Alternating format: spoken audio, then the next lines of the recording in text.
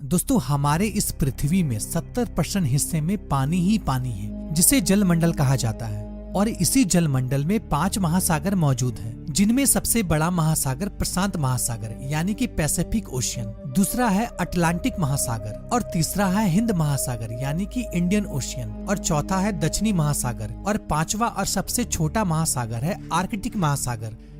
दोस्तों साइंस के क्षेत्र में हम मानव ने काफी तरक्की कर ली है, लेकिन आपको जानकर हैरानी होगी, इसके बावजूद भी हम मानव इस विशाल समुद्र की अभी तक केवल 20% हिस्से का ही गहन अध्ययन कर पाए हैं। इस समुद्र की असीम गहराइयों में अभी भी तकरीबन 80% हिस्सा हम मानव से बिल्कुल अनजान है।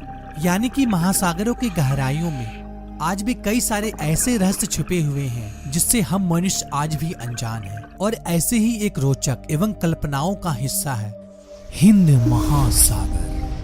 दोस्तों हिंद महासागर विश्व के 5 महासागरों में प्रशांत महासागर और अटलांटिक महासागर के बाद दुनिया का तीसरा सबसे बड़ा महासागर है, जो कि पृथ्वी के कुल क्षेत्रफल के 7% हिस्से में फैला हुआ है। दोस्तों आपको यह बात जानकर आश्चर्य होगा, पूरी पृथ्वी की सतह पर जितना भी पानी मौजूद है उसका तकरीबन 20% हिस्सा अकेले हिंद महासागर में ही मौजूद है। दोस्तों इस महासागर का सबसे खास बात यह है कि इसका नाम हमारे प्यारे देश हिंदुस्तान के नाम पर पड़ा है। यह दुनिया का एकमात्र महासागर है जिसका नाम किसी देश के नाम पर पड़ा है।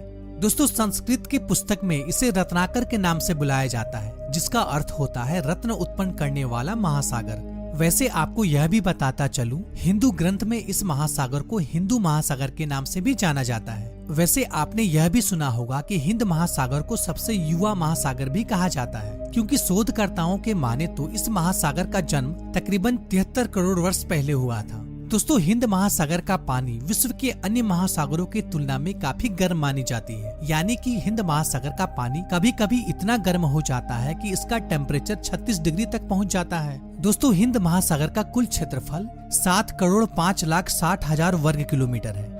अगर इसकी चौड़ाई की बात की जाए तो ऑस्ट्रेलिया और अफ्रीका की दक्षिणी सिरों में हिंद महासागर की चौड़ाई तकरीबन 10,000 किलोमीटर है, जिसमें लाल सागर और फारस की खाड़ी भी शामिल है। अगर गहराई की बात की जाए तो हिंद महासागर की औसतम गहराई 3,890 मीटर है और अधिकतम गहराई 8,047 मीटर है। दोस्तों यूँ तो इस महासागर में हजारों द्वीप मौजूद हैं, लेकिन इनमें से सबसे बड़े द्वीप मेडागास्कर और श्रीलंका है। दोस्तों हिंद महासागर का फैलाव भारत के पश्चिम में अफ्रीका तक, तो पूर्व में इंडोनेशिया और ऑस्ट्रेलिया की सीमाओं तक फैला हुआ है। दोस्तों जैसा कि आप जानते हैं, महासागरों में पानी का बहाव हमेशा एक ही दिशा में होता है, लेकिन आपको जानकर हैरानी होगी, हिंद महासागर में पानी का बहाव साल में 2 बार परिवर्तन होता है। गर्मियों में मानसून की हवाओं के कारण पानी का बहाव भारत की ओर होती है तथा सर्दियों में अफ्रीका की ओर बहने लगती है। तो आइए जानते हैं हिंद महासागर में कौन कौन सी नदियां जाकर मिलती हैं।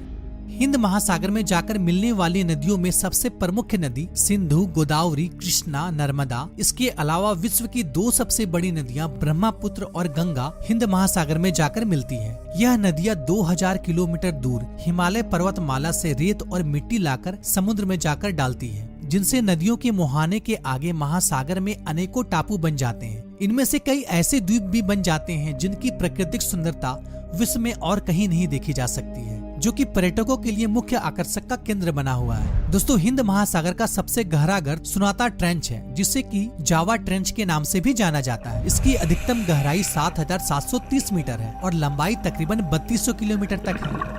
दोस्तों क्या आप जानते हैं, हिंद महासागर एशिया, यूरोप और अफ्रीका महाद्वीप को जोड़ता है, जो कि व्यापार के दृष्टिकोण से विशेष महत्व रखता है। भारत का तकरीबन 78% अंतर्राष्ट्रीय व्यापार हिंद महासागर से ही होता है। वैसे तो हिंद महासागर की सीमाएं 40 देशों को छूती है और इनके तटों पर विश्व की 40% आबादी बसती है। साथ ही विश्व के व्यापार का 2/3 हिस्सा और संपूर्ण माल वाहक का 1/3 हिस्सा केवल हिंद महासागर से होकर ही गुजरता है, जो कि देशों की अर्थव्यवस्था को मजबूत बनाए रखने में अहम भूमिका निभाती है। तो दोस्तों आज के लिए इतना ही। आशा करता हूँ कि ये जानकारी भरी वीडियो आपको पसंद आई होगी। अगर पसंद आई हो तो लाइक जरूर कीजिएगा, साथ ही हमारे चैनल को सब्सक्राइब कर लें। फिर मिलते हैं एक नई वीडियो में एक नई टॉपिक के साथ। तब तक के लिए गुड बाय, टाटा।